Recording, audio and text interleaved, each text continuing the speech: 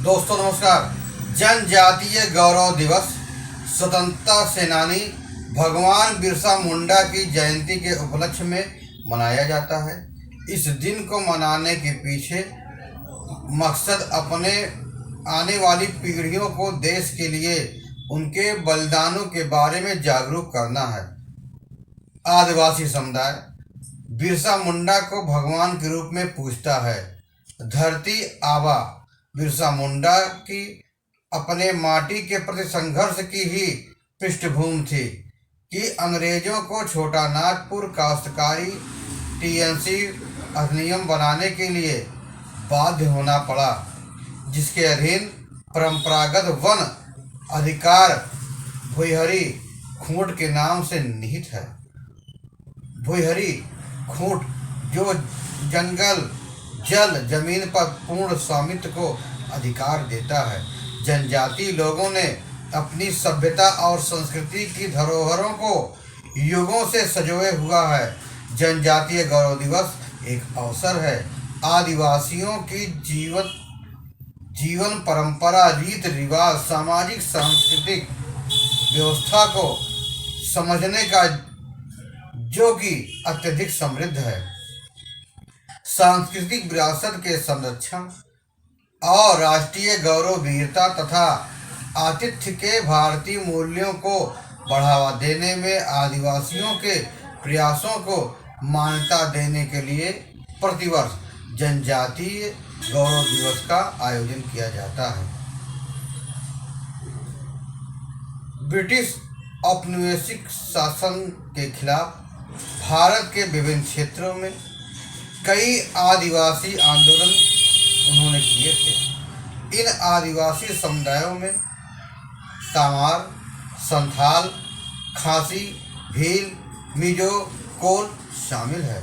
स्वतंत्रता हासिल करने तक जनजातीय समुदाय अंग्रेजों से लड़ते रहे, चाहे पूर्वी क्षेत्र में संथाल, कोल हो, पहाड़ी मुंडा, उरांव, चोरों, लपचा, भूटिया, भुइयाँ जनजाति के लोग हों, या पूर्वोत्तर क्षेत्र में खासी, नागा, अहोम, मेमारिया, आबोर, न्यासी, जयंतिया, गरो, मिजो, सिंघ्यो, कुकी और लुशाई आदि जनजाति के लोग हों, या दक्षिण में पद्देगार, कुरिच्य, बेड़ा, गोंड और महान अंडमानी जनजाति के लोग हों, या मध्य भारत में हलबा, कोल, मुरिया, कोई जनजाति के लोग हों, या पश्चिम में डाक, भील, मायर, नायका, कोली, मीना, दुबला जनजाति के लोग हों, इन सब ने अपने दुस्साहसी हमलों और निर्भीक लड़ाइयों से ब्रिटिश सरकार को असमंजस में डाल दिया, उनके दांत खट्टे कर दिए। समग्र राष्ट्रीय विकास और जनजातीय समुदाय का विकास एक दूसरे से जुड़े हुए हैं, इसलिए ऐसे अनेक प्रयास किए जा रहे हैं जिनसे जनजातीय समुदाय की अस्मिता बनी रहे, उनमें आत्मगौरव का भाव बढ़े, साथ ही वे आधुनिक विकास से लाभान्वित हों। समरसता के साथ जनजातीय विकास की यही मूल भावना सबके लिए लाभदायक है। भारत के संविधान ने अनुसूचित जनजातियों की सुरक्षा के वे बड़े प्रावधानों के साथ उनके अधिकारों की रक्षा करने और समावेशिता को बढ़ावा देने में महत्वपूर्ण भूमिका निभाई। वन अधिकार अधिनियम, पेशा और अन्य कानूनों ने आदिवासी समुदाय के अधिकारों को और मजबूत किया और उन्हें अपने जीवन के तरीके की रक्षा करने के लिए सशक्त बनाया।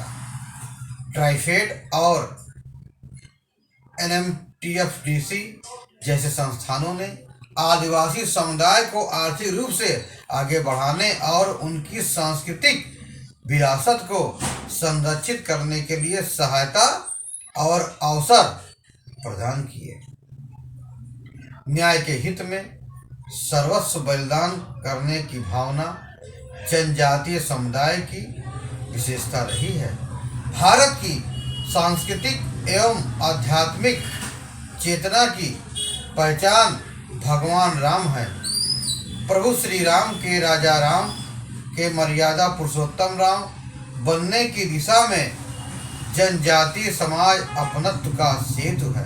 भगवान राम को वनवास के दौरान जनजातीय समाज के साथ न सिर्फ सहचर्य मिला, बल्कि दोनों ने एक दूसरे पर आस्था व्यक्त की, एक दूसरे पर विश्वास व्यक्त किया। गोस्वामी तुलसीदास ने अनेक चौपाइयों में इस बात का उल्लेख किया है। छत्तीसगढ़ के वनांचल में रहने वाले रमानीत, माडिया, झाड़ा, सिरहा, चमेली, देवीनाग, हिडम्बा, माझी, गुंडाधुर, सुखदेव, पातार, हलबा जैसे अनेक वीर सपूत सिर्फ जनजाति समाज के ही नहीं अपितु भारत माता के संतान थे। इसलिए जनजाति समुदाय का हमारे देश के विकास, हमारे देश के आर्थिक समृद्धि और हमारे देश की सांस्कृतिक विरासत में अमूल्य योगदान है। आपको यह जानकारी कैसी लगी? कृपया कमेंट बॉक्स में अपने विचार देना न भूलें। फिर मिलेंगे नई जानकारी के साथ, नई खबरों के साथ। तब तक आप स्वस्थ रहें, सुरक्षित रहें। धन्यवाद।